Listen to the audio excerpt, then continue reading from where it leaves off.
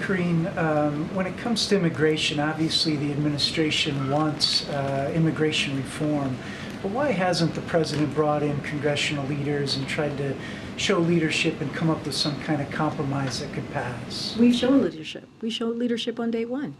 On day one, by putting forth a piece of legislation to deal with comprehensive immigration reform. That's the leadership that this president showed on day one, to show his commitment to making sure we have a safe and orderly and humane way to deal with immigration, to fix a system that is certainly broken and has been broken for some time.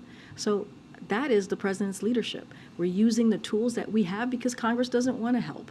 We've called out Congress, and we've spoken to Congress many times. Certainly our Office of Legislative Affairs and other departments here in the White House certainly have had those conversations over the last 2 years, and the president has been very vocal. But we have to use the tools that we have in front of us to deal with this issue, and we've continued to call on Congress to act. The president has. Members of his administration has. I have numerous times. And now we are going to do what we can from here to make sure we do this in a way that's safe, in a way that's orderly, in a way that's humane.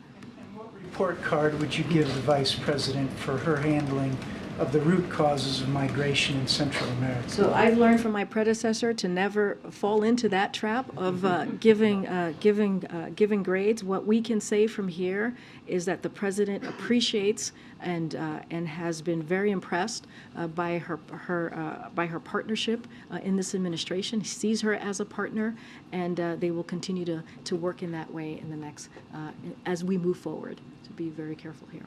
Trying to call on people I haven't called on in a while. Go ahead.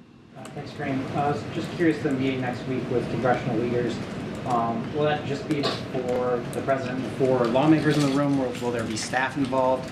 And what can you say about, has staff been reaching out sort of behind the scenes ahead of this meeting to prepare? So I'm not going to get into the manifest of who's going to be in the meeting next week.